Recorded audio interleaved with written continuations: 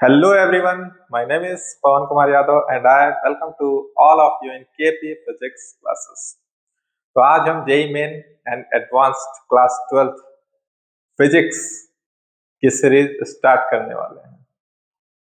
तो आपको तो पता ही होगा कि कंपटीशन किस लेवल का हो चुका है। तो इस वीडियो को आप बहुत ही अच्छे से देखें, प्रॉपर नोट्स बनाएं।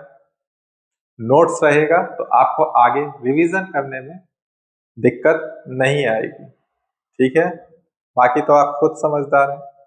तो चलिए शुरू करते हैं क्लास 12 फिजिक्स का चैप्टर 1 या कह सके तो यूनिट 1, जिसका नाम है इलेक्ट्रोस्टैटिक्स। तो चलिए शुरू करते हैं। तो जैसा आपके सामने लिखा हुआ है, क्या इलेक्ट्रोस्टैटिक्स। इलेक्ट्रोस्टैटिक्स तो समझते हैं कि ये जो यूनिट 1 है इलेक्ट्रोस्टैटिक्स कहना क्या चाह रहा है। जैसा कि आप सब जानते हैं, स्टैटिक्स टर्म का मतलब, जैसा कि आप सभी को जानते हैं, स्टैटिक्स टर्म का मतलब, इसका मतलब होता है रेस्ट, और इलेक्ट्रो मतलब इलेक्ट्रॉन, और इलेक्ट्रॉन क्या है, किसी पार्टिकल पे चार्ज देखने को जो मिलता है, तो इलेक्ट्रॉन क्या है, चार्ज, ठीक है। तो एक लाइन में बोले, the study of charges at rest is called electrostatics, ठीक है। यहाँ पे हम चार्जेस कैसे देखने वाले हैं, रेस्ट पे देखने वाले हैं, तो उसी यूनिट का नाम दिया गया है इलेक्ट्रोस्टैटिक्स। अब एक वर्ड आ रहा है, वर्ड क्या है, चार्ज। वर्ड क्या है, चार्ज। तो देखते हैं charge that is electric charge, इसको हम कैसे डिफाइन करने वाले हैं। तो कुछ स्लाइड्स हैं, उनको भी आपको प्रॉपर नोट्स की तरह अपने कॉपी में लिखना है, ठीक है। तो चलिए शुरू करते हैं इलेक्ट्रिक चार्ज के बारे में। तो इलेक्ट्रिक चार्ज क्या है, तो charge is the property of a material. कोई भी मटेरियल है उसका प्रॉपर्टी है एक चार्ज, जो कि जिसकी वजह से it produces as well as experiences या and experiences electrical and magnetic effects. मतलब अगर किसी मटेरियल में अगर हमको इलेक्ट्रिकल इफेक्ट या मैग्नेटिक इफेक्ट देखने को मिलता है, तो वो सिर्फ और सिर्फ इस मटेरियल के अंदर एक प्रॉपर्टी है। वो प्रॉपर्टी कौन सा है, चार्ज है। उसी की वजह से वो चीज हमें देखने को मिल रही है। तो ये है हमारा वो चार्ज का डेफिनेशन। अब एग्जाम्पल के लिए अगर हम बोलना चाहें, एग्जाम्पल के लिए हम बोलना चाहें तो क्या क्या हो सकते हैं, तो आप जानते हैं इलेक्ट्रॉन, प्रोटॉन, बाकी आगे देखेंगे, और अल्फा पार्टिकल्स, जो कि यहाँ आपका लिखा हुआ है। बात समझ में आ रही होगी। अब हम बोल रहे हैं कि एसआई यूनिट क्या होता है चार्ज का, तो चार्ज का एसआई यूनिट होता है कूलम। चार्ज का एसआई यूनिट होता है कूलम। और सीजीएस यूनिट क्या होता है, तो सीजीएस यूनिट होता है इलेक्ट्रोस्टैटिक यूनिट, ठीक है, जिसको हम लोग क्या बोल रहे हैं, ईएसयू। तो अब आपको पता होगा कि एसआई यूनिट बड़ा होता है सीजीएस यूनिट से। तो 1 कूलम बराबर कुछ ईएसयू होंगे, तो लगभग 3 × 10⁹ ईएसयू ऑफ चार्ज, ठीक है। बात समझ में आ रही है। और इस चार्ज का डायमेंशनल फॉर्मूला क्या होगा, तो यहाँ लिखा तो हुआ है बट मैं आपको दिखा रहा हूँ। जैसा कि आप क्लास 10th में पढ़ चुके हैं, आई बराबर क्या होता है, Q/T। सो Q बराबर क्या हो जाएगा, IT, और I का क्या होगा, एम्पियर, ठीक है। I करंट है, करंट का यूनिट एम्पियर होता है, और उसको डायमेंशंस में हम A से डिनोट करते हैं, और टाइम का T से डिनोट करते हैं। तो डायमेंशनल फॉर्मूला क्या निकल के आ रहा है चार्ज का, AT। डायमेंशनल फॉर्मूला चार्ज का क्या निकल के आ रहा है, AT। तो आप देख सकते हैं कि जैसा कि मैंने लिखा है, m पर पावर 0, n पर पावर 0, t पर पावर 1 और a पर पावर 1, तो जो कि यहाँ पे आपको साफ साफ देखने को मिल रहा है। तो एक ही जगह आपको आई भी लिखा हुआ मिल सकता है कुछ कुछ बुक्स में। आपको बस समझना है कि ये डायमेंशनल फॉर्मूला बता रहा है किसका, चार्ज का। तो इसको भी हम आगे यूज करने वाले हैं, तो इसको आपको याद करना होगा, ठीक है। तो चलते हैं अब प्रॉपर्टीज ऑफ इलेक्ट्रिक चार्ज में, ठीक है।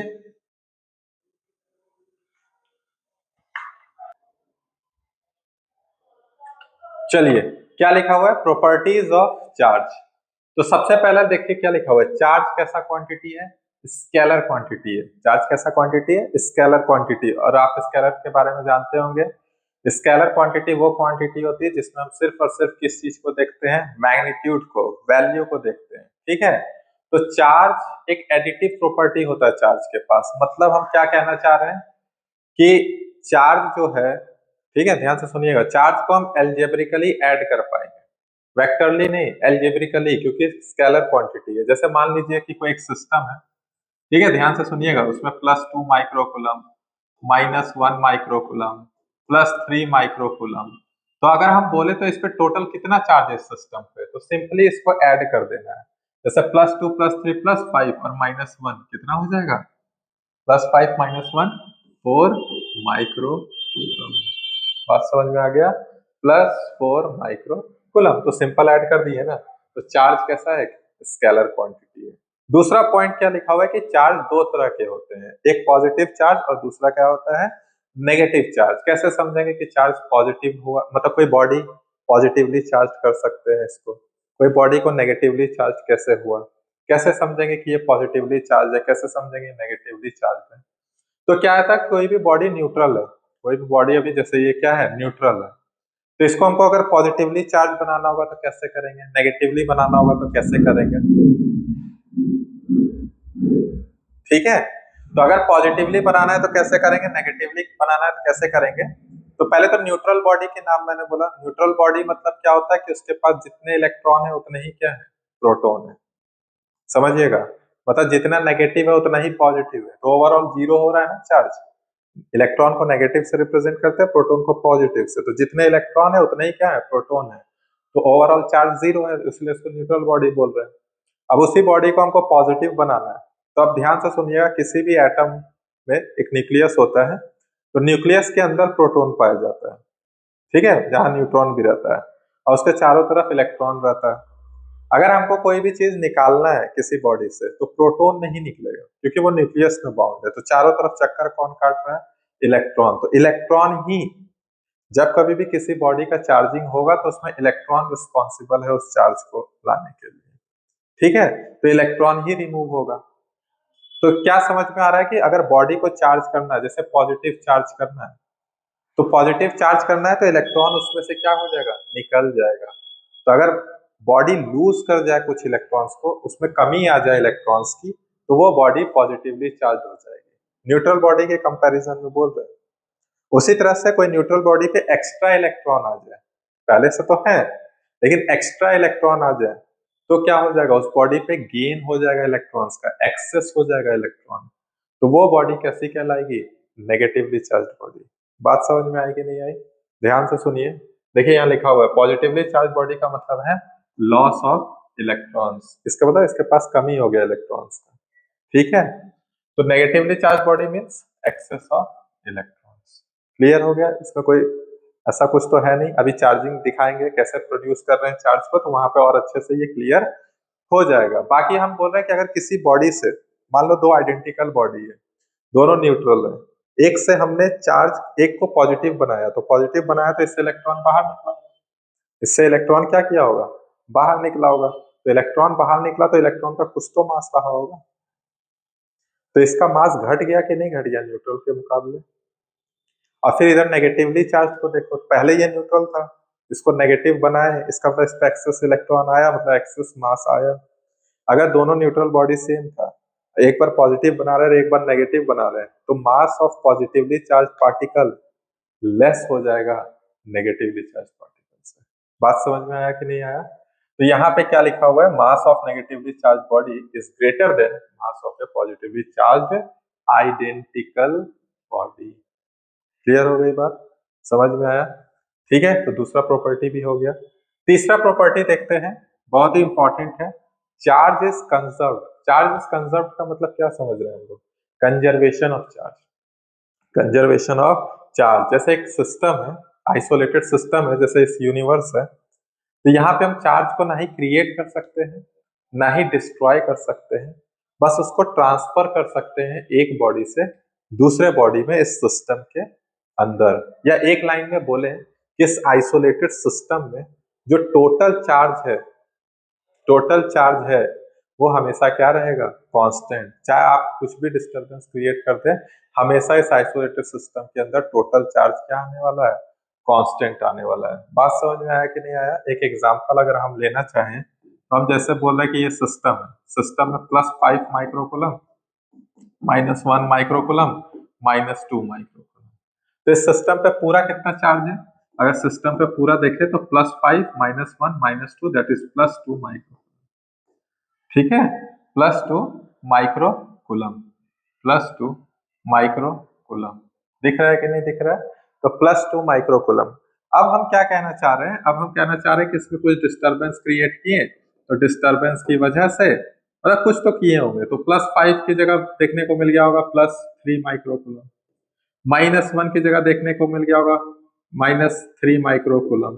तो हम पूछ रहे हैं, ध्यान से सुनिएगा, हम पूछ रहे हैं कि ये जो तीसरा पॉइंट था इस पे क्या चार्ज हो गया होगा, तो इसको x बोल रहे हैं। तो कैसे पता करेंगे कितना हुआ? तो पहले भी 2 माइक्रोकूलम था, तो अभी भी कितना होगा ओवरऑल, 2। तो यहाँ +3 -3 0 हो जाएगा, तो अभी भी ये 2 माइक्रोकूलम है। इसका मतलब ये किसके बराबर हो जाएगा, x के।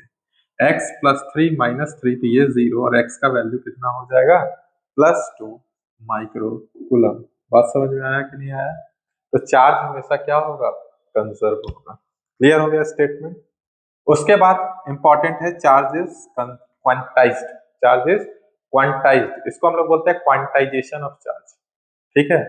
अब जैसे कि ये ऑब्जेक्ट है, इसको किसी के साथ रब कर रहा है, मान लीजिए इस ऑब्जेक्ट से इलेक्ट्रॉन निकल रहा है, तो इलेक्ट्रॉन निकलेगा कैसे, 1 2 3 4, समझ में आ रहा है कि नहीं?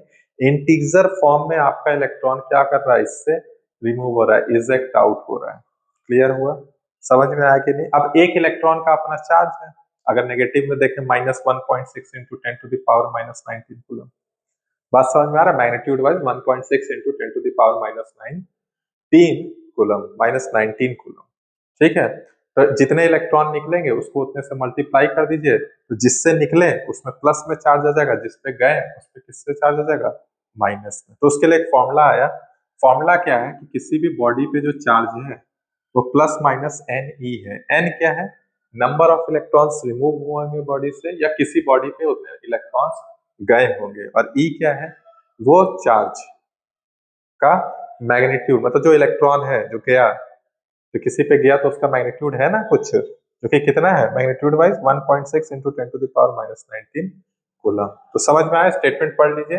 किसी भी बॉडी पे जो चार्ज होगा हमेशा एग्जिस्ट करेगा integral multiples of a fundamental unit of electric charge. ऐसा नहीं होगा कि आधा चार्ज गया, अढ़ाई चार्ज गया, 3.5 चार्ज गया, 4.5, ऐसा कुछ नहीं। जब भी होगा इंटीजर में, या तो 1 या तो 2 या तो 3 या तो 4 या तो 100।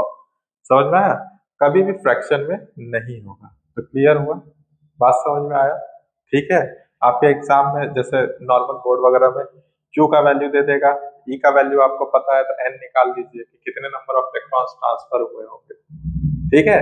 जैसे अगर 1 कूलम चार्ज की हम बात कर रहे हैं, मतलब -1 कूलम चार्ज की बात कर रहे हैं, ध्यान से सुनिएगा, आप निकाल लीजिएगा कॉपी में। बोल रहा है कि -1 कूलम चार्ज है किसी चीज पे, तो यहाँ पे आप -1 रखिएगा, तो यहाँ भी माइनस क्योंकि नेगेटिव है। ई का वैल्यू आपको पता है, तो ई का वैल्यू पुट कीजिएगा, तो एन आएगा 6.25 into 10 to the power 18 electrons excess पाए जा रहे हैं उस बॉडी पे, जिस बॉडी पे -1 कूलम चार्ज है। तो माइनस मतलब नेगेटिवली चार्ज, नेगेटिव मतलब एक्सेस इलेक्ट्रॉन। तो एक्सेस इलेक्ट्रॉन कितने, तो 1/1.6 इंटू 10 टू द पावर -19। जब इसको सॉल्व करेंगे तो आएगा 6.25 into 10 to the power 18 electrons excess है उस बॉडी पे। क्लियर हुआ? बात समझ में आया? तो ये है। और भी प्रॉपर्टीज हैं, तो चलिए प्रॉपर्टीज देखते हैं। प्रॉपर्टीज नंबर 5 आप बचपन से पढ़ते आए हुए होंगे। Like charges repel each other and unlike charges attract each other. बस एक चीज उसमें हम ऐड करेंगे उस स्टेटमेंट को सही करने के लिए। तो क्या लिखा हुआ है, ध्यान से पढ़िएगा। लाइक पॉइंट चार्जेस, बहुत इंपॉर्टेंट है ये, बुक वगैरह पढ़िएगा आपको समझ में आएगा, बाकी हम आगे पढ़ाएंगे कभी जरूरत पड़ा तो। बाकी अभी ये जो पॉइंट याद रखना है, like point charges repel each other and unlike point charges attract each other. समझ में आ रहा है? पॉइंट चार्जेस की बात कर रहे हैं, पॉइंट चार्जेस की बहुत इंपॉर्टेंट है, इंडक्शन का ही केस आता है इसलिए बोल रहे हैं like point charges repel each other while unlike point charges are attract each other. Clear हो गया? प्लस प्लस रिपेल करेगा, माइनस माइनस रिपेल करेगा और प्लस माइनस एक दूसरे को क्या करेगा? अट्रैक्ट करेगा। क्लियर हुआ? बात समझ में आई? Next property, charge is always associated with mass. अगर किसी बॉडी पे चार्ज है इट मींस उसके पास मास भी होगा। इस लाइन के कहने का मतलब ये है। लेकिन अगर किसी बॉडी के पास मास है तो कोई जरूरी नहीं है कि उस पर चार्ज होगा ही होगा। बात समझ में आ रहा है? अगर किसी बॉडी पे मास है तो उस पर चार्ज होगा ही होगा। क्या किसी पार्टिकल पे मास है, किसी पार्टिकल का मास है तो उस पर चार्ज होगा ही होगा? ऐसा जरूरी नहीं है। लेकिन हाँ, अगर पार्टिकल पे चार्ज है तो उस पर मास है। ठीक है, तो एक पॉइंट हम नहीं लिखवाए वहां, यहाँ लिख लीजिएगा, charge of an electron. Electron, एक इलेक्ट्रॉन पे चार्ज कितना है? तो माइनस ई, नेगेटिव होता है ना, और ई का वैल्यू आपको पता है, -1.6 इंटू 10⁻⁻19 कूलम। उसी तरह से charge, charge of A proton, क्या है? प्रोटोन कितना है? प्लस ई, अब प्लस ई का वैल्यू है +1.6 इंटू 10⁻⁻19 कूलम। क्लियर हुआ? बात समझ में आ रही है? और जो तीसरा, बार बार हम बोल रहे हैं कि अगर किसी बॉडी पे मास है, किसी पार्टिकल का मास है तो उस पर चार्ज होना जरूरी नहीं है। तो चार्ज ऑफ न्यूट्रॉन, मास है कि नहीं न्यूट्रॉन का, लेकिन उस पर चार्ज क्या होता है? 0 होता है। क्लियर हो गया? बात समझ में आ गई? ठीक है। अब किसी पार्टिकल या किसी बॉडी पे अगर चार्ज है, उस बॉडी को अगर हम क्या करें? मूव करा दे, मतलब उसके पास स्पीड ला दे, तो क्या उससे चार्ज पे फर्क पड़ेगा क्या? नहीं। देखिए सिस्टम वही है, चार्ज हमेशा कंजर्व रहेगा, तो चार्ज वेरी करने वाला नहीं है। इसका मतलब चार्ज क्या है? वो इंडिपेंडेंट है किसके? फ्रेम ऑफ रेफरेंस के। बात समझ में आ रहा है? जैसे हम यहाँ है, चार्ज हमको रेस्ट पे दिख रहा है, ये कोई पार्टिकल है, उस पर चार्ज रखा हुआ है, पार्टिकल का खुद का चार्ज है, तो हम देख रहे हैं तो रेस्ट पे, क्योंकि हम रुके हुए हैं उसके रिलेटिव में। लेकिन कोई मूव कर रहा है तो उसके रिस्पेक्ट में ये मूव कर रहा होगा, तो क्या इस पे चार्ज चेंज हो जाएगा? नहीं हो जाएगा। तो वही लिखा हुआ है, charge is independent of frame of reference, that is charge on a body does not change whatever B its speed. Clear हुई पॉइंट? लास्ट पॉइंट प्रॉपर्टीज का क्या लिखा हुआ है, जो कि हम यूनिट स्टार्ट करने से स्टार्ट करते ही बोले थे कि चार्ज कैसा होगा? यहाँ पे रेस्ट पे होगा, तो यहाँ एक तरह का फील्ड देखने को मिलेगा, और सिर्फ चार्ज अगर रेस्ट पे होगा तो सिर्फ एक ही तरह का फील्ड देखने को मिलेगा, जो कि क्या है? Electric field. अगर चार्ज रेस्ट पे है तो उसके चारों तरफ एक फील्ड जनरेट होगा जिसका नाम क्या है? Electric field. ठीक है, देखेंगे आगे क्या होता है। जैसे जैसे हम आगे पढ़ते जाएंगे चैप्टर की ओर, और चैप्टर की आगे पढ़ते जाएंगे चैप्टर, जैसे कि आगे आपका आने वाला है मैग्नेटिज्म से रिलेटेड, इलेक्ट्रोमैग्नेटिज्म। ठीक है, तो वहां पे हम क्या देखेंगे? A charge having uniform motion. Uniform motion मतलब यहाँ पे हम बोल रहे हैं कि वो जो चार्ज अभी रेस्ट पे था, अगर उसमें हम वेलोसिटी ले आए, वो भी कैसा? कांस्टेंट वेलोसिटी, तो वो सिर्फ आप इलेक्ट्रिक फील्ड प्रोड्यूस नहीं करेगा, उसके साथ ही साथ उसमें एक और फील्ड आएगा। कौन सा? Magnetic field. तो produces electric as well as magnetic field around itself. ठीक है, अभी हम बोलेंगे वेलोसिटी कांस्टेंट है, मान लो वेलोसिटी भी वेरी कर रहा है। वेलोसिटी वेरी करना मतलब एक्सेलरेटेड मोशन, और अगर एक्सेलरेटेड मोशन हो जाए चार्ज में, तो साथ ही साथ हमको एक और चीज देखने को मिलेगा, जो कि होता है इलेक्ट्रोमैग्नेटिक रेडिएशंस। ये चैप्टर भी हमको पढ़ना है, EMW, इलेक्ट्रोमैग्नेटिक वेव्स। ठीक है, ये हमको आगे पूरा पढ़ना ही है, पार्ट 1 फिजिक्स क्लास 12 में पूरा यही तो पढ़ना ही है, इसी से रिलेटेड तो है सब कुछ। ठीक है, बात समझ में आ गई? इस चैप्टर में हम इलेक्ट्रिक फील्ड की चर्चा करने वाले हैं आगे आने वाले लेक्चर्स में। समझ गए? चले आगे। ठीक है, तो ये हो गया मेरा प्रॉपर्टीज ऑफ चार्ज। अब हम देखेंगे कि किसी भी बॉडी पे चार्ज करते कैसे, मतलब किसी बॉडी पे चार्ज कैसे ला रहा है, कैसे आ रहा है चार्ज। कुछ तो होगा तरीका, एक एक करके सारा तरीका हम समझते हैं। ठीक है, एक एक करके हम सारा तरीका समझते हैं। सबसे पहला तरीका देखिए क्या लिखा हुआ है। सबसे पहला तरीका क्या लिखा हुआ हमारा? Charging by friction. Charging by friction. अब जैसे ये रॉड है, मान लीजिए ग्लास रॉड है, और एक क्लॉथ ले आए और उसके साथ इसको हम क्या कर रहे हैं? रब करा रहे हैं। ध्यान से समझिएगा। यहाँ पे हमने क्या किया, एक रॉड ले लिया, एक हम क्या कर रहे हैं, रॉड ले रहे हैं, ठीक है, रॉड ले लिए। कैसा रॉड है, ग्लास रॉड है। अभी इस पे चार्ज क्या है, इनिशियली जीरो है। ध्यान से देखिएगा एकदम, ग्लास रॉड है, चार्ज क्या है इस पे, जीरो। अब हम साथ में क्या कर रहे हैं, सिल्क क्लॉथ ले लिए, तो सिल्क क्लॉथ है, अभी ये भी न्यूट्रल है, इस पे भी चार्ज क्या है, जीरो। तो इनिशियल चार्ज जीरो दोनों पे है, मतलब दोनों न्यूट्रल है इनिशियली। आफ्टर रबिंग, अब रब कर रहे हैं इसको, क्या कर रहे हैं, रब, रब कर रहे हैं किसको, इन दोनों को आपस में रब कर रहे हैं, किसको, ग्लास रॉड को और सिल्क क्लॉथ को। तब जिसमें आसानी से इलेक्ट्रॉन लूज हो जाए, मान लीजिए इस दोनों में से कोई तो एक होगा ना जिसपे इलेक्ट्रॉन आसानी से क्या कर रहे होंगे, आउटर मोस्ट इलेक्ट्रॉन रिमूव हो पा रहे होंगे, तो जिनसे इलेक्ट्रॉन्स निकल पाएंगे वो बॉडी हो जाएगा पॉजिटिवली चार्ज, और जिसपे चले जाएंगे वो बॉडी हो जाएगा नेगेटिवली चार्ज। तो हम यहाँ पे देखते हैं कि ग्लास रॉड मेरा क्या हो जाता है, ये सब केमिकल प्रॉपर्टीज की वजह से होते हैं कि किसका इलेक्ट्रॉन आसानी से रिमूव होगा।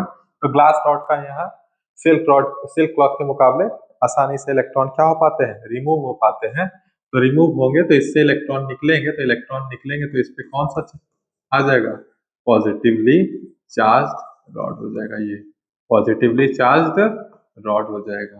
बात समझ में आया, इस पे कैसा चार्ज आ जाएगा, पॉजिटिव। मान लीजिए ये प्लस क्यू हो गया, प्लस क्यू मतलब जैसे 4 इलेक्ट्रॉन है, ध्यान से देखिएगा कितने हो गए, 1 2 3 4, ऐसे हम समझने के लिए बोल रहे हैं, तो क्या हो जाएगा, +4 E। 4 इलेक्ट्रॉन निकाले कि नहीं निकाले, उसी तरीके से 4 इलेक्ट्रॉन गए कहाँ, तो सिल्क क्लॉथ पे, ठीक है। तो यहाँ पे -q है, जिसको हम लोग क्या लिख रहे हैं, -4E। बात समझ में आ रही है, ये क्या है, negatively charge silk, negatively charge silk cloth.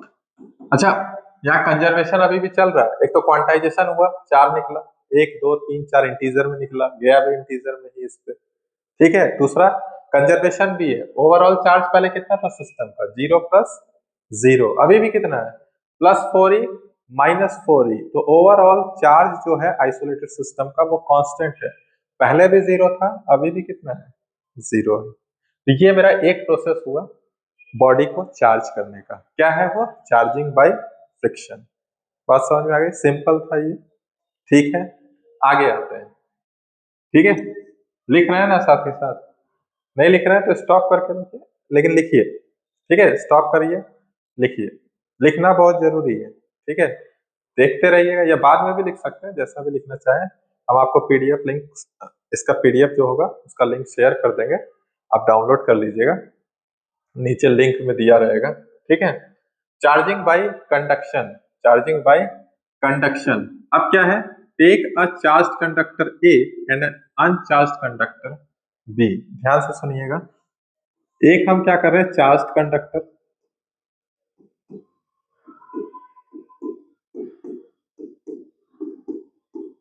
एक हमने चार्ज्ड कंडक्टर ले लिया, ठीक है, जिसको ए नाम दे रहे हैं, और एक है अनचार्ज्ड कंडक्टर, जिसको क्या नाम दे रहे हैं, बी नाम दे रहे हैं, ठीक है। अनचार्ज मतलब इस पे कोई भी चार्ज इनिशियली नहीं है, और ये चार्ज कंडक्टर है, मान लीजिए इस पे प्लस मतलब 8 ही है, ऐसे समझ लीजिए, क्लियर हो रहा है, बात समझ में आ रही है। अब हम इसको बोल रहे हैं कि चार्जिंग बाय कंडक्शन, कंडक्शन का मतलब समझते हैं ना, फ्लो ऑफ इलेक्ट्रॉन्स होते हैं कंडक्टर में, तो हम क्या कर रहे हैं कि इनको एक वायर के थ्रू कनेक्ट कर दे रहे हैं, ठीक है। वायर कैसा है, कंडक्टिंग वायर है। अच्छा, ये प्लस चार्ज है, प्लस किसको लेना चाहेगा, माइनस को, माइनस मतलब इलेक्ट्रॉन को लेना चाहेगा, तो इससे इलेक्ट्रॉन निकलना क्या हो जाएंगे, चालू हो जाएंगे, इससे इलेक्ट्रॉन क्या करेंगे, अब निकलना चालू होंगे। अच्छा, निकलते निकलते कितने इलेक्ट्रॉन निकाल पाएंगे मैक्सिमम, ध्यान से समझिए, कितने इलेक्ट्रॉन निकाल पाएंगे, जैसे मान लीजिए 1 इलेक्ट्रॉन निकाले, तो यहाँ पे 1 प्लस आ जाएगा, और ये 1 इलेक्ट्रॉन 1 प्लस को क्या कर लेगा, खा लेगा, तो अभी भी इसके पास कितने हैं, 7 बचेंगे कि नहीं बचेंगे। इसका मतलब ये अभी और निकाल सकता है, 2 निकाल लेगा, तो यहाँ 6 बचेगा, और यहाँ +2, समझ रहे, 2 निकला तो 2 खा गया, तो इधर +2 और इधर +6 है, घटते जा रहा है इधर।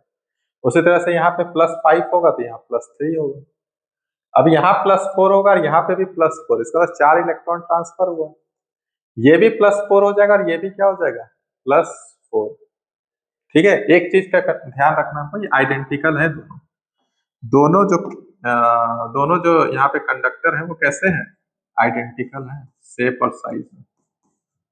ठीक है, ध्यान से सुनिएगा, चार इस पे आ जाए, चार इस पे भी आ जाए, इस पे भी चार प्लस है, इस पे भी चार प्लस है, अब दोनों के बीच में रिपल्शन होगा कि नहीं होगा? तो क्या चार्ज फ्लो हो पाएगा कि नहीं हो पाएगा? नहीं हो पाएगा। पहले ये चार्ज था, ये अनचार्ज था, पहले ये चार्ज था, ये अनचार्ज था, कुछ इलेक्ट्रॉन्स अनचार्ज से चार्ज की तरफ फ्लो किए तो दोनों को बैलेंस कर दिया।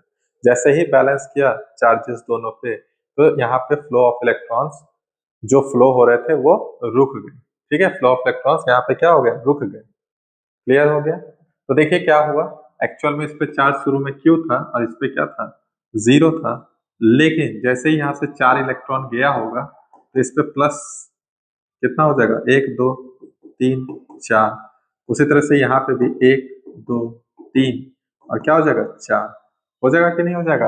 अब इन दोनों के बीच में क्या हो जाएगा, रिपल्शन। तो इस पे नया चार्ज आ गया होगा क्यू डैश, तो इस पे भी तो सेम चार्ज आ गया हो गया क्यू डैश।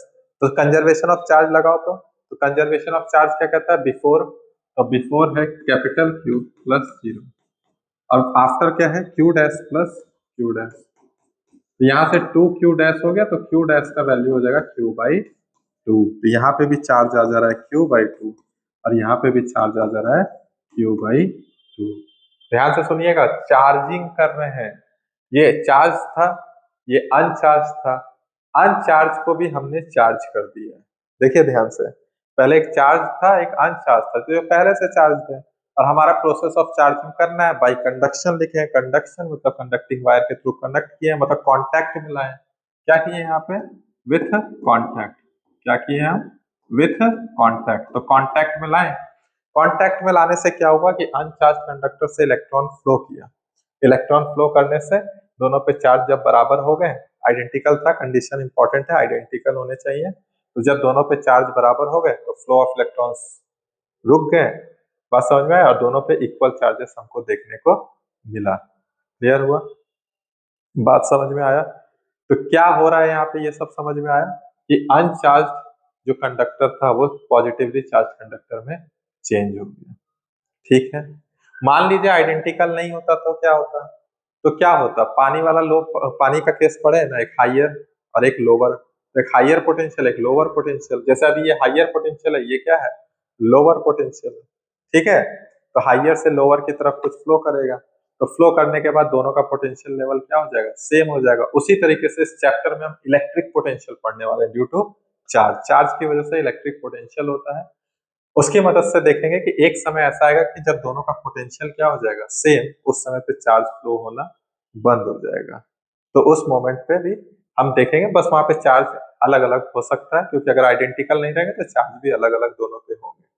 ठीक है, तो कंडीशन क्या, पोटेंशियल सेम होना चाहिए। तो लेकिन अभी हम पोटेंशियल पढ़े नहीं, तो उसको हम आगे देखेंगे, वहां पे जरूर इसका जिक्र करेंगे, अभी बस इतना ही समझना है। तो देख लीजिए स्टेटमेंट क्या लिखा है मैंने, कि व्हेन बोथ आर कनेक्टेड, दोनों को कनेक्ट किए, तो some charge will flow from the charge body to the uncharge body. अब ये बोल रहा है कि सम चार्ज यहाँ से यहाँ फ्लो कर रहा है, हम ऐसे माइनस दिखा रहे हैं, ये इधर से इधर प्लस जा रहा होगा, यही है ना। पहले यहाँ आठ, यहाँ पे आठ था, यहाँ जीरो था, यहाँ +4 हो गया, यहाँ +4, मतलब सब चार्ज फ्लो हुआ कि नहीं, चार्ज से अनचार्ज। तो पॉजिटिविटी चार्ज क्या होंगे, फ्लो होंगे, पॉजिटिव चार्ज क्या किए, चार्ज से अनचार्ज की तरफ गए। एक्चुअल में क्या हुआ वो मैंने दिखा दिया यहाँ पे। ठीक है, तो इफ बोथ द कंडक्टर्स, ध्यान से सुनिए, अगर दोनों के दोनों कंडक्टर्स आइडेंटिकल हैं और कुछ दूरी पे रखे हुए हैं और एक दूसरे से कनेक्ट हैं, तो charge will be divided equally in both the conductors. ठीक है, अगर आइडेंटिकल नहीं है तो वो तब तक फ्लो करेंगे जब तक कि उनका इलेक्ट्रिक पोटेंशियल सेम ना हो जाए। तो ये बात हम समझा चुके हैं, क्वेश्चंस करवा देंगे बाद में, अभी देख लीजिए जब इलेक्ट्रिक पोटेंशियल पढ़ेंगे तो इसका क्वेश्चन हम जरूर करवा देंगे। अभी के लिए इतना ही समझना है। क्लियर हुआ? तो पहला प्रोसेस था चार्जिंग बाय फ्रिक्शन, दूसरा प्रोसेस था चार्जिंग बाय कंडक्शन, जो कि कांटेक्ट में ही है, with the help of conducting wire, नहीं तो डायरेक्ट भी कांटेक्ट में हम ला सकते हैं। बात समझ में आ गई? यहाँ भी कांटेक्ट है, बस कांटेक्ट में क्या है, घर्षण हो रहा है, फ्रिक्शन हो रहा है, तो मोशन है थोड़ा सा, बाकी कांटेक्ट में वहां पे भी है, कांटेक्ट में यहाँ पे भी है। अब हम तीसरा पढ़ने वाले हैं चार्जिंग बाय इंडक्शन। वहां पे भी हम बॉडी को क्या करेंगे, चार्ज करेंगे, लेकिन बिना किसी कांटेक्ट। बात समझ में आ रहा है? बिना किसी कांटेक्ट के, मतलब जिसके हेल्प से हम करने वाले हैं उसका कांटेक्ट उस बॉडी के साथ नहीं होगा। जैसे यहाँ इसके हेल्प से कर रहे हैं तो बॉडी कांटेक्ट में आ गई, इसके हेल्प से, दोनों के हेल्प से एक दूसरे को कर रहे हैं तो बॉडी कांटेक्ट में आ गई, लेकिन वहां पे बॉडी कांटेक्ट में नहीं आएगी। तो चलिए देखते हैं क्या लिखा हुआ है। तीसरा, ध्यान से, चार्जिंग बाय इंडक्शन। तो इसमें आप देखते हैं इंडक्शन नाम वर्ड कभी सुने हैं कि नहीं सुने? इंड्यूस, कुछ इंड्यूस करने वाला है। तो चलिए देखते हैं क्या इंड्यूस होने वाला है।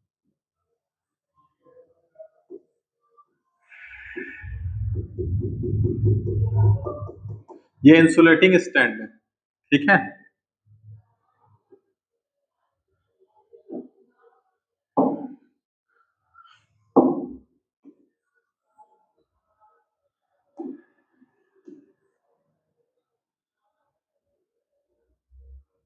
देखिए यहाँ पे ये दो अनचार्ज कंडक्टर हैं, दोनों कैसे हैं?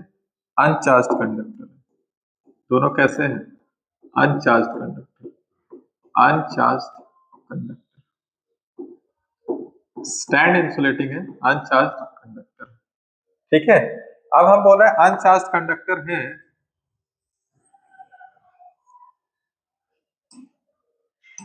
तो इनके पास हम एक क्या कर रहे हैं, चार्ज रॉड ला रहे हैं। कैसा चार्ज रॉड ला रहे हैं?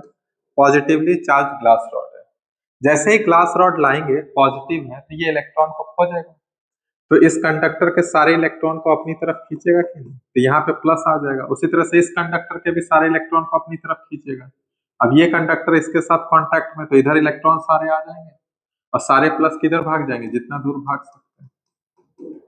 बात ध्यान से समझिएगा, दोनों कांटेक्ट में है तो जितना इलेक्ट्रॉन है सबके सब कहाँ आ जाना है? इस पोजीशन पे आ जाए, और जितना भी जगह खाली हो रहा है सब उधर किनारे जा रहा है। तो सारे पॉजिटिव यहाँ, पॉजिटिव पॉजिटिव को रिपेल कर रहा है, पॉजिटिव नेगेटिव को क्या कर रहा है? अट्रैक्ट कर रहा है। बात समझ में आई? अब आपको दिख रहा होगा कि ये बॉडी पे पहले कोई चार्ज नहीं था, अभी इस बॉडी पे नेगेटिव आ गया और इस बॉडी पे क्या आ गया? पॉजिटिव आ गया। तो हम चाहेंगे इस बॉडी पे पूरा नेगेटिव रह जाए और इस बॉडी पे पूरा क्या हो जाए? पॉजिटिव। तभी तो हम बोलेंगे अनचार्ज कंडक्टर कैसे बन गए चार्ज कंडक्टर में। तो क्या करेंगे हम, अभी हम इसको रिमूव नहीं करेंगे, पहले हम ये जो कॉन्टैक्ट है उस कॉन्टैक्ट को क्या कर देते हैं? रिमूव कर देते हैं, ठीक है। उस कॉन्टैक्ट को हम क्या कर देते हैं? रिमूव कर देते हैं। कॉन्टैक्ट को रिमूव करिए और ग्लास रॉड को अभी लगाए रखिए, ग्लास रॉड को हटाना नहीं है, ये ग्लास रॉड है, ठीक है। अब कॉन्टैक्ट को हम क्या कर रहे हैं? रिमूव कर रहे हैं, कॉन्टैक्ट को हम रिमूव कर रहे हैं, ठीक है। कॉन्टैक्ट को क्या कर रहे हैं? रिमूव कर रहे हैं। ध्यान से देखिएगा, कॉन्टैक्ट को रिमूव कर रहे हैं तो अभी भी माइनस अपने पोजीशन पे ही बना रहेगा और प्लस अपने पोजीशन पे क्या कर रहेगा? बना रहेगा। क्लियर हो गया? बात समझ में आ रहा है? ठीक है। अब क्या करना है, आपको ग्लास रॉड को हटा देना। जैसे ही ग्लास रॉड को हटाएंगे तो क्या होगा? ग्लास रॉड को हटाने से, ग्लास रॉड को हटाने से, ध्यान से सुनिएगा क्या होगा ग्लास रॉड को हटाने से।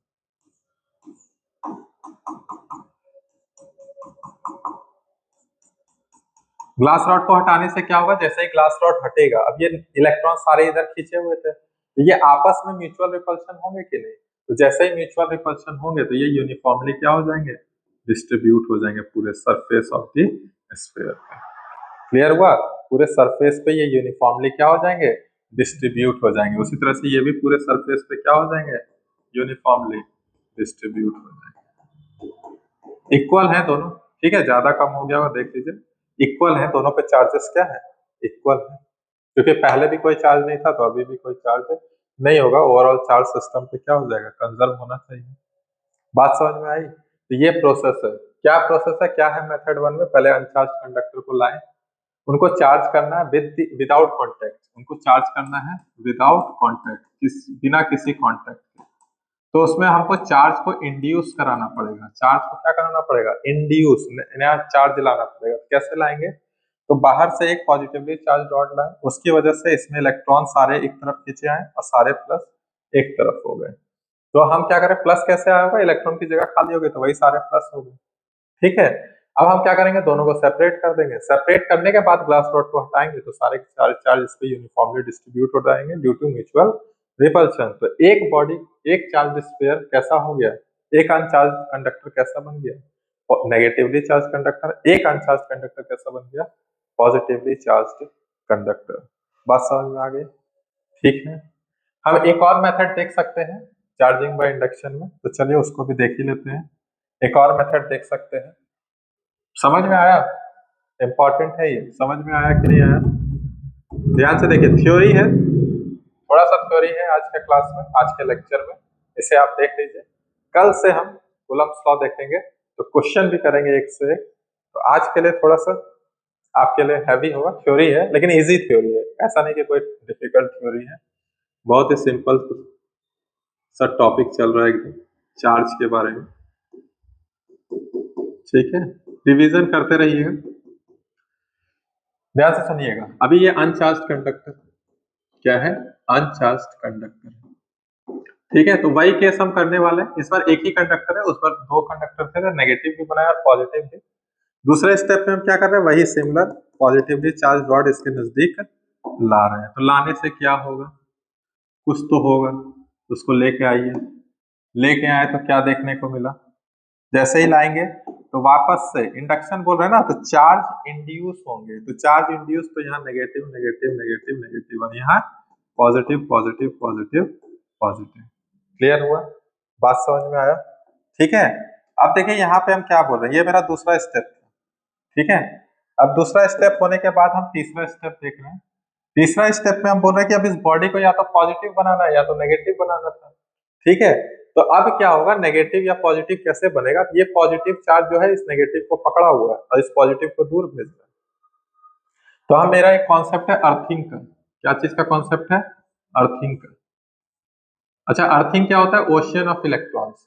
इस ये अर्थिंग जो है, इसमें कितने भी इलेक्ट्रॉन्स जा सकते हैं, कितने भी इलेक्ट्रॉन्स हम ले सकते हैं, तो इसको बोलते हैं ओशियन ऑफ इलेक्ट्रॉन्स।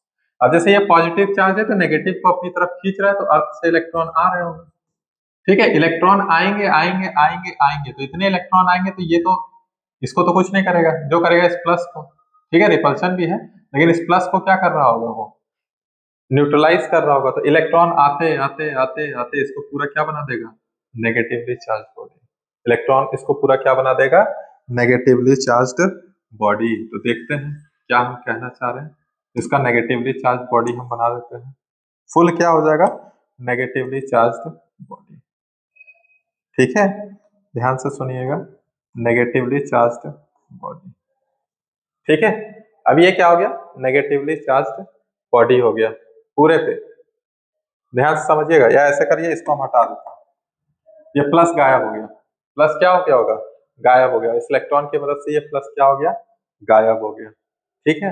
अब हम क्या करेंगे, अब हम इस अर्थिंग को हटा देंगे, तो अर्थिंग को हटाने के बाद हमें क्या देखने को मिलेगा, और इसको इसी की तरह बाइंड करे लगेंगे। तो पहले अर्थिंग को हटाना है, पहले किसको हटाना है, अर्थिंग को हटाना है, तो अर्थिंग को हटाइए, ध्यान से समझिएगा सब, ठीक है।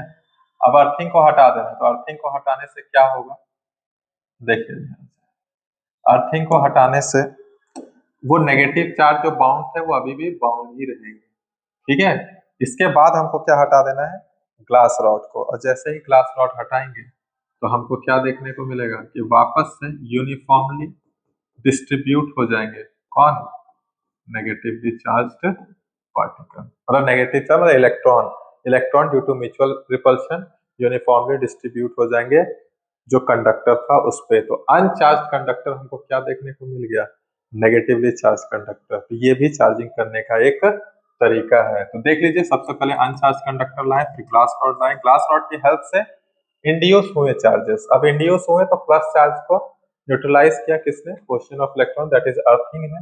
उसके होने के बाद, उसके होने के बाद ये स्टेप हमको दिख रहा है कि ऐसा हुआ है।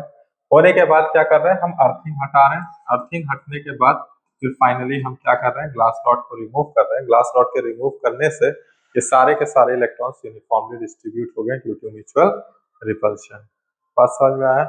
तो हमको क्या देखने को मिला, अनचार्ज कंडक्टर से नेगेटिवली चार्ज कंडक्टर देखने को मिला। तो ये भी एक प्रोसेस ऑफ चार्जिंग है, जो कि क्या है, चार्जिंग बाय इंडक्शन। ये जो चार्जेस इंड्यूस्ड होते हैं इनको बोलते हैं इंड्यूस्ड चार्जेस, और ये जो फेनोमेना है इसको बोलते हैं इंडक्शन।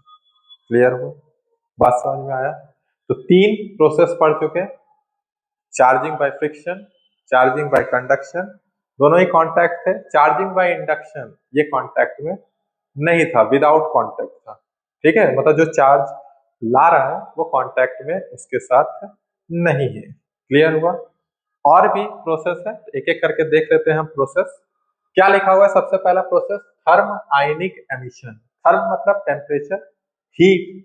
हीट की वजह से कुछ आयंस निकल रहे होंगे, तो ध्यान से हम समझते हैं। जैसे एक मेटल बॉडी है, ठीक है, ये मेटल बॉडी है, इसको हम हीट सप्लाई कर रहे हैं, ठीक है, हीट दे रहे हैं। तो हीट देने से क्या होगा? एक sufficient heat, sufficient temperature, high temperature देना पड़ेगा, जो कि इलेक्ट्रॉन उसको एब्जॉर्ब करेगा और सरफेस से इजेक्ट आउट होगा। तो इलेक्ट्रॉन यहाँ से निकल जाएगा, ठीक है, इलेक्ट्रॉन यहाँ से क्या कर गया? Eject out. अच्छा, किसी बॉडी से इलेक्ट्रॉन निकल रहा है तो वो बॉडी कैसा बन जाती है? Positively charged body. तो देखिए लिखा होगा, when the metal is heated at a high temperature then some electrons of metals are ejected and the metal becomes positively charged। Clear हो गया? ठीक है, और देखते हैं तो फोटो इलेक्ट्रिक इफेक्ट, ये तो हमको पढ़ना है, dual nature of matter and radiation, class 12th में ही। ठीक है, ध्यान से सुनिए। अब हम क्या बोल रहे हैं कि लाइट आ रहा है, ठीक है, लाइट आ रहा है, इस पे लाइट क्या कर रहा है? इंसिडेंट कर रहा है, लाइट इंसिडेंट कर रहा है मेटल सरफेस पे। तो लाइट का कुछ अपना एक फ्रीक्वेंसी होगा, सुटेबल फ्रीक्वेंसी, जिसकी मदद से वो मेटल सरफेस के इलेक्ट्रॉन को बाहर निकाल देता है। तो जैसे ही इस पे लाइट गिरा सुटेबल फ्रीक्वेंसी का, तो इलेक्ट्रॉन इस मेटल सरफेस से बाहर हुए, तो वापस से ये मेटल जो है वो कैसा चार्ज हो गया? पॉजिटिवली चार्ज हो गया। बात समझ में आया? वही चीज लिखा है, when light of sufficiently high frequency is incident, मतलब सफिशिएंटली सुटेबल, जितना जरूरत है उससे या उससे ज्यादा। बात समझ में आया? तभी इलेक्ट्रॉन निकल पाएंगे। Sufficiently high frequency is incident on metal surface, तो वो सम इलेक्ट्रॉन्स क्या करते हैं? उस एनर्जी को गेन करते हैं और वो मेटल सरफेस से क्या आ जाते हैं? बाहर आ जाते हैं, और रिमेनिंग मेटल कैसा हो जाता है? चार्ज हो जाता है। कैसा? पॉजिटिवली चार्ज हो जाता है। और अभी हम जिक्र कर रहे थे electric field, electric field, electric field. तो यहाँ पे हम पढ़ेंगे आगे इलेक्ट्रिक फील्ड, लेकिन उसकी वजह से भी एमिशन हो सकता है इलेक्ट्रॉन का, और बॉडी कैसा हो सकता है? Positively charge. तो हम थोड़ा सा बता देते हैं, जैसे इलेक्ट्रिक फील्ड लाइन्स है। कैसे लाइन्स है? इलेक्ट्रिक फील्ड लाइन, ध्यान से सुनना। अगर इलेक्ट्रिक फील्ड लाइन्स में कोई पॉजिटिव चार्ज आ जाए, रखा हुआ है, मान लीजिए रेस्ट पे है, तो वो along the electric field line move करता है। लेकिन अगर नेगेटिव चार्ज है, तो उस इलेक्ट्रिक फील्ड की वजह से उस पर फोर्स अपोजिट डायरेक्शन में लगता है। जैसे कि हम क्या कहना चाह रहे हैं, जैसे कि मान लीजिए ऑब्जेक्ट है, तो ऑब्जेक्ट के पास इलेक्ट्रॉन होगा, इलेक्ट्रॉन होगा, इलेक्ट्रिक फील्ड इधर है, तो इलेक्ट्रॉन किधर निकल रहा होगा? पीछे की तरफ। तो इलेक्ट्रॉन किधर निकल जाएगा? पीछे की तरफ। इलेक्ट्रॉन किधर निकल जाएगा? ये आईटी में भी आया हुआ सवाल है। इलेक्ट्रॉन किधर निकल जाएगा? पीछे की तरफ, मतलब उसके अपोजिट डायरेक्शन में निकल जाएगा। तो अपोजिट डायरेक्शन निकल रहा है ना मेटल से, तो मेटल से निकल रहा है, तो मेटल पे किस तरह का चार्ज आ जाएगा? पॉजिटिव चार्ज आ जाएगा। तो वही लिखा है, when electric field of large magnitude, बहुत ज्यादा वैल्यू होता है इसका, is applied near the metal surface, then some electrons come out from the metal surface and hence the metal gets positively charged। Clear हुआ? बात समझ में आया? ठीक है, एक क्वेश्चन आज का हम और कर लेते हैं, उसके बाद आज का लेक्चर यहीं पे समाप्त होगा। ठीक है, तो चलिए क्वेश्चन देखते हैं। क्वेश्चन क्या लिखा हुआ है, पढ़िए क्वेश्चन, क्वेश्चन को ढंग से पढ़िए। क्या लिखा है क्वेश्चन में? बोल रहा है if A charge body is place near a neutral conductor. Charge body को हम कहाँ पे रख रहे हैं? Near a neutral conductor. तो क्या वो अट्रैक्ट करेगा कंडक्टर को या रिपेल करेगा? ठीक है, तो जैसा कि हम यहाँ पे देख रहे हैं, ध्यान से देखिए, जैसे ये एक चार्ज बॉडी है, मान लीजिए प्लस क्यू, ठीक है, चार्ज बॉडी है, इसके आसपास एक कंडक्टर रखा हुआ है, ठीक है। अब ये कंडक्टर है, तो कंडक्टर पे क्या करेगी? ध्यान से सुनिएगा, charge body place near, near है, कांटेक्ट में नहीं, नियर, नजदीक रखा हुआ है। तो नजदीक रखा हुआ है, तो यहाँ पे ये नेगेटिव चार्ज इंड्यूस करेगा, और यहाँ पे ये कैसा चार्ज इंड्यूस करेगा? इसके अपोजिट में पॉजिटिव चार्ज। ठीक है, अब देखिए प्लस और माइनस के बीच में फोर्स लगेगा, जो कि कैसा फोर्स होगा? Attractive force. यहाँ पे कैसा फोर्स होगा? अट्रैक्टिव फोर्स होगा कि नहीं होगा? और प्लस के बीच में कैसा फोर्स होगा? Repulsive force. प्लस और प्लस के बीच में रिपल्सिव फोर्स, और प्लस और माइनस के बीच में अट्रैक्टिव फोर्स। और जैसा कि हम देख पा रहे हैं दोनों का मैग्नीट्यूड तो सेम है, लेकिन जो डिस्टेंस है दोनों के बीच का वो इसमें कम है और इसमें क्या है प्लस प्लस वाले में ज्यादा है। तो डिस्टेंस जितना ज्यादा होगा उतना इफेक्ट कम देखने को मिलता है इलेक्ट्रोस्टैटिक फोर्स का। तो हम बोल पाएंगे कि फोर्स अट्रैक्टिव फोर्स जो है वो ज्यादा है किससे, रिपल्सिव फोर्स से। तो अट्रैक्टिव फोर्स ज्यादा है इसलिए चार्ज बॉडी जो है वो अट्रैक्ट करेगा किसको, कंडक्टर। ये नेगेटिव भी ले सकते थे, नेगेटिव लेते तो ये पॉजिटिव और ये नेगेटिव, तो भी क्या होगा, अट्रैक्शन। बात समझ में आ रहा है।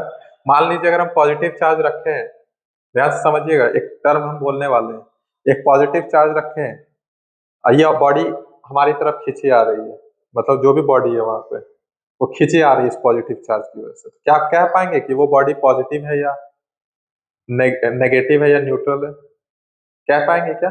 अगर पॉजिटिव रहता तो वो तो रिपेल कर जाएगा, तो पॉजिटिव तो नहीं होगा। लेकिन अगर वो नेगेटिव रहता तो अट्रैक्ट कर जाता, लेकिन न्यूट्रल रहता तो भी अट्रैक्ट हो जाता।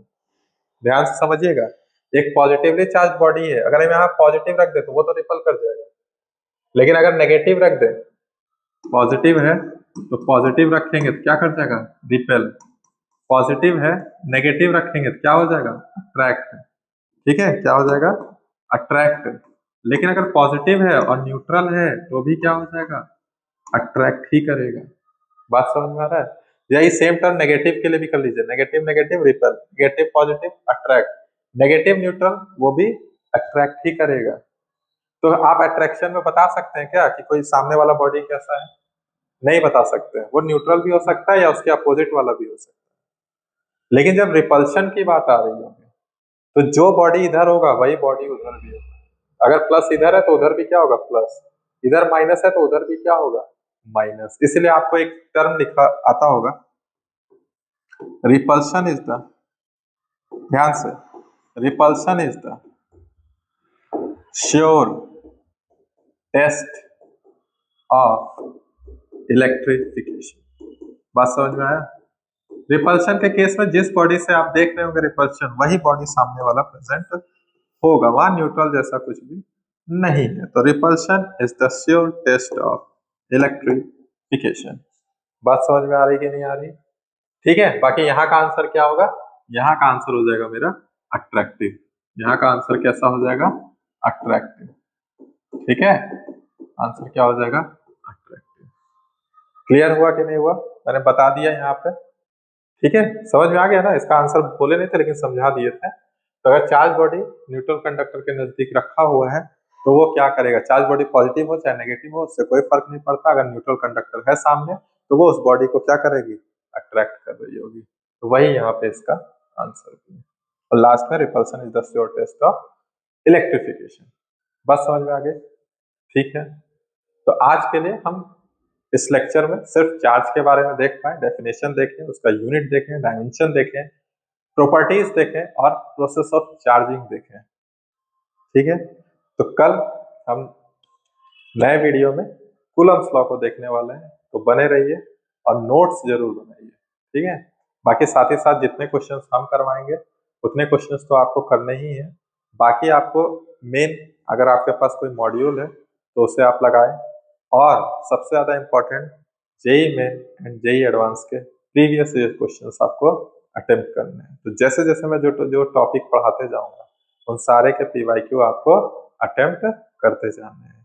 और इसका नोट्स मैं पीडीएफ फॉर्म में लिंक में भेज दूंगा, टेलीग्राम लिंक रहेगा आपका, आप वहां से इसे डाउनलोड कर सकते हैं। ठीक है, तो मिलते हैं फिर।